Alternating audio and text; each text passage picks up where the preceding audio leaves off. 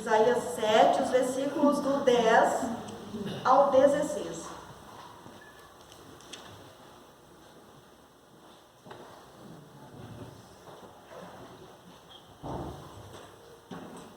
Isaías,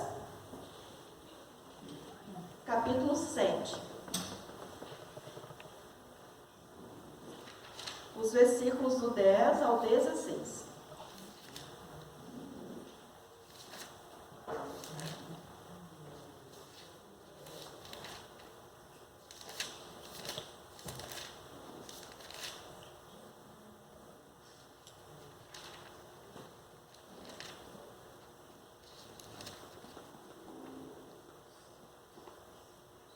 E lá diz assim: E o Senhor continuou a falar com Acaz, dizendo: Peça ao Senhor seu Deus um sinal, quer seja embaixo nas profundezas, ou em cima nas alturas.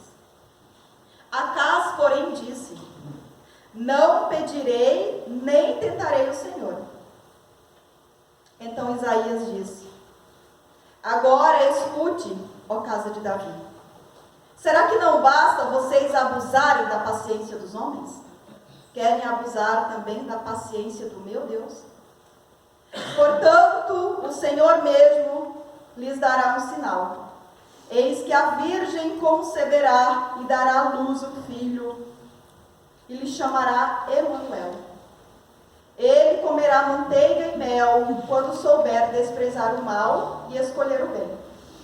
Na verdade, antes que este menino saiba desprezar o mal e escolher o bem, a terra daqueles dois reis, que você tanto teme, será abandonada.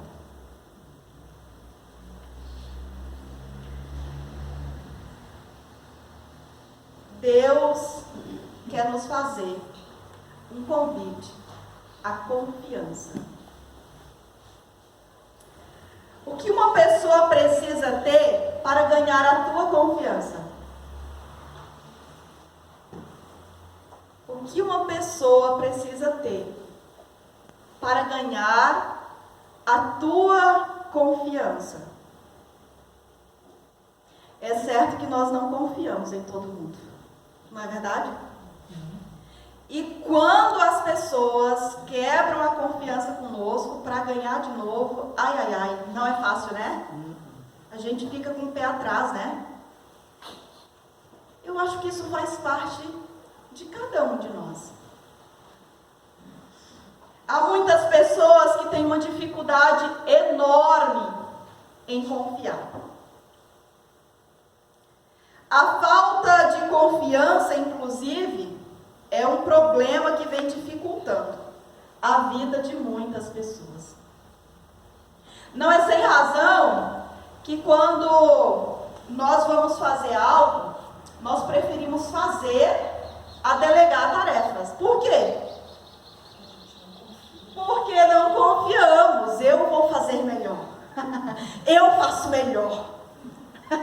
Não é assim que acontece muitas vezes? Não confiamos. Então acabamos abraçando um monte de coisa.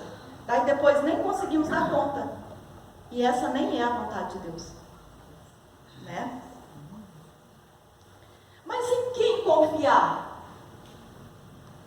Em quem confiar? Em quem não confiar? As duas perguntas são válidas, né? A quem confiar e a quem não confiar. Acaz não confiou em Deus. Acaz não confiou em Deus. Para quem não sabe, Acaz ele foi um dos reis de Israel. Seu reinado começou no 7º ano de Peca, filho de Remalias, quando ele tinha 20 anos de idade. Acaz reinou 16 anos em Jerusalém. Mas diferente de Davi, seu predecessor, ele não fez o que é reto, não fez o que é correto perante o Senhor. Ele andou nos caminhos dos reis de Israel e até queimou como sacrifício, segundo as abominações dos gentios. Também ofereceu sacrifícios e queimou incenso nos altos e nos outeiros, como também debaixo de toda árvore frondosa. Sabe o que isso me lembra? Isso me lembra o ceticismo. Isso me lembra também aquela fé em tudo. Sabe aquelas pessoas que acreditam em tudo que falam e fazem também? Ah, olha só, se você fizer assim vai dar certo. A pessoa vai lá e faz. Então, acaba não acreditando no que Deus está falando. Acaba seguindo a cultura pagã, a cultura que desagrada a Deus. Então, o que acontece com este rei? O que aconteceu com esse rei? Ele se amoldou àquela cultura pagã, contrária aos valores do reino. Então, tudo que falava para ele, ele acabava fazendo. E quando nós seguimos esse caminho, gente, é um caminho que leva à morte. Se a palavra de Deus diz que é pecado para não fazer, então não devemos fazer. Acas colocava a sua confiança em pessoas, em coisas, em governantes. Ele teve dificuldade para confiar no governo e na intervenção de Deus para a sua vida e, consequentemente, para a vida do povo que ele liderava. Assim enviou mensageiros para dizer a Tiglat-Pileser, rei da Síria: sou teu servo e teu vassalo. Vem salvar-me das mãos do rei da Síria e do rei de Israel que estão me atacando. Esse pedido que Acas fez ao rei da Síria, ele poderia ter feito para Deus. Eu sou teu servo, Senhor. Lembram do salmo que nós acabamos de ler? Eu sou teu servo. Mas ele falou isso para um outro rei. Ele se ajoelhou para outro homem. Esqueceu-se de Deus. E não somente isso.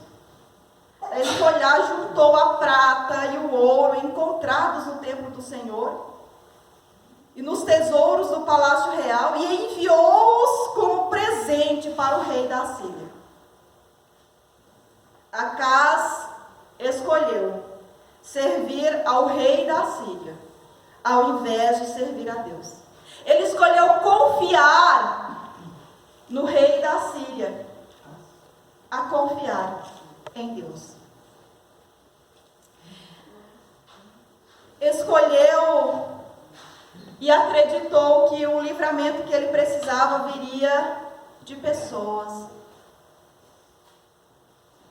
E é diante dessa situação que Isaías vai falar com o rei Acas, em nome do Senhor.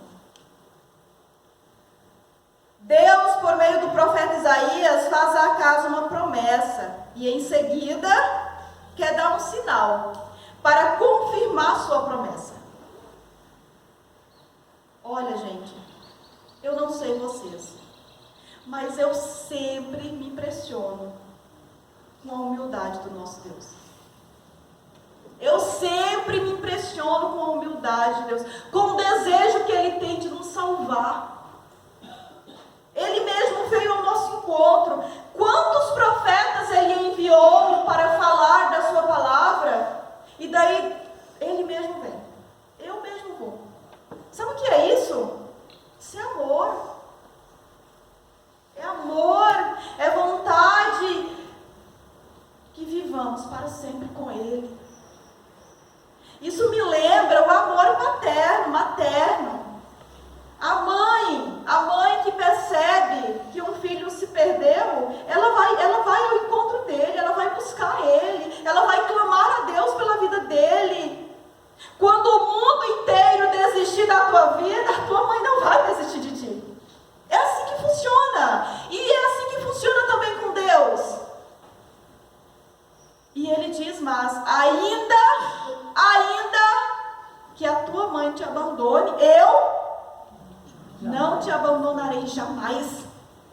Essa é a palavra de Deus. E o rei poderia pedir qualquer a fim de confirmar a veracidade da promessa de Deus. Deus se esforça para vencer a incredulidade de Acaz e para legitimar Isaías como seu profeta. Mas Acaz, teimoso, se recusa. Seu interesse não está em Deus, nem em suas promessas, mas está em suas próprias convicções e demonstração de força. Acaz troca as garantias de Deus pela aliança com os assírios. Isto te parece familiar? Talvez você, assim como eu, esteja se vendo neste cenário. Quantas vezes também nós estamos de ouvidos fechados e de olhos vendados para o falar de Deus, para as promessas de Deus. Quantas vezes confiamos mais em governantes e até fazemos alianças com eles, e esquecemos-nos deste Deus tão gracioso e misericordioso. Nós não somos diferentes de Acaz. A palavra nos diz para não pôr o Senhor à prova. Deuteronômio 6,16. No entanto, o próprio Deus diz a Acaz: peça ao Senhor, o seu Deus, um sinal miraculoso, seja dos maiores elevados. Ele não estaria colocando Deus à prova. É o próprio Deus que está falando: peça e tu verás. Mas ele não está interessado. Seu coração está longe do Senhor. E a situação gera revolta em Isaías. Gera revolta em nós, né? Ouve agora, ó casa de Davi.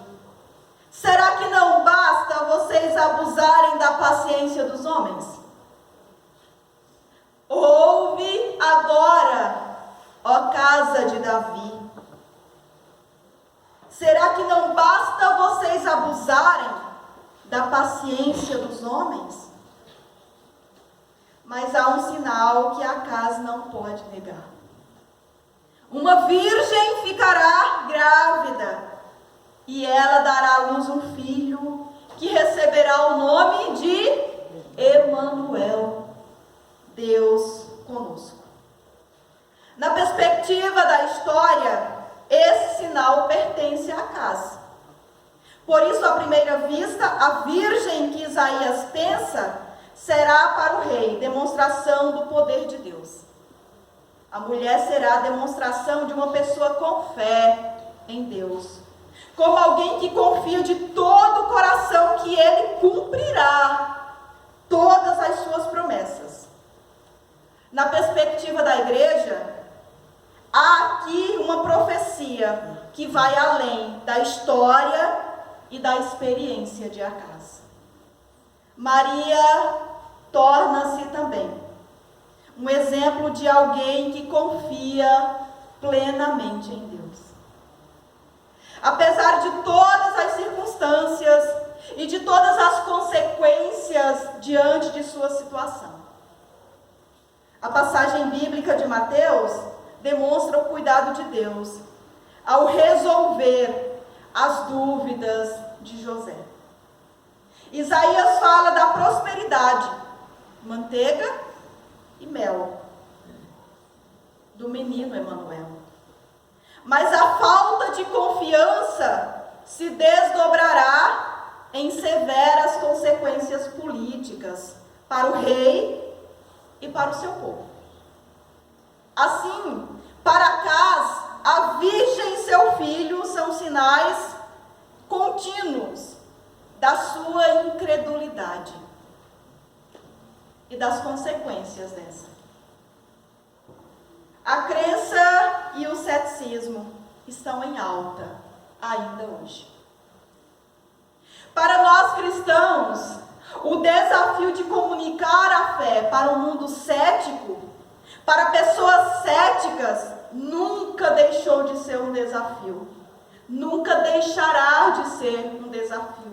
As pessoas continuarão duvidando. As pessoas continuarão sem confiar. As pessoas continuarão buscando coisas em quem se apegar.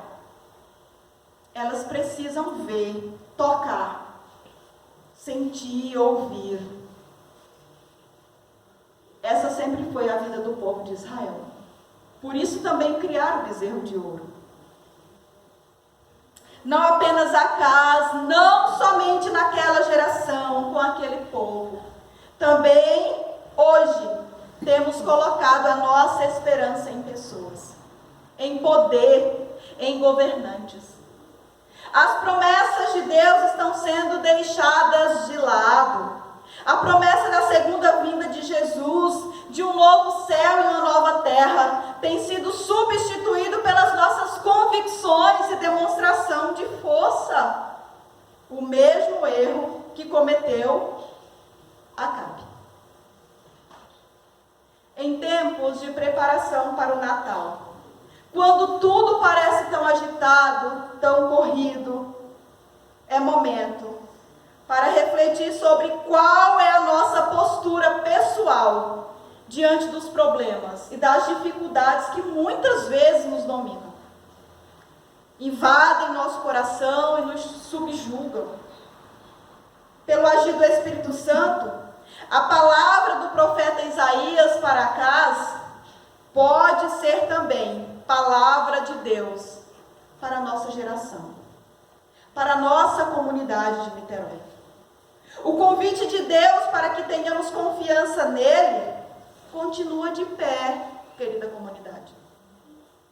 Ele continua sendo Deus poderoso, diante de quem nossos maiores problemas ou aflições possam parecer pequenos.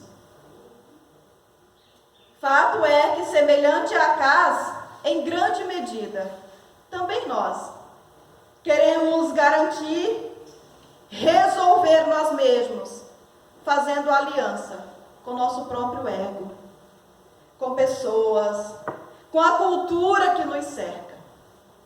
Não queremos incomodar ou colocar Deus à prova com as nossas questões, mesmo quando Ele nos diz para fazer.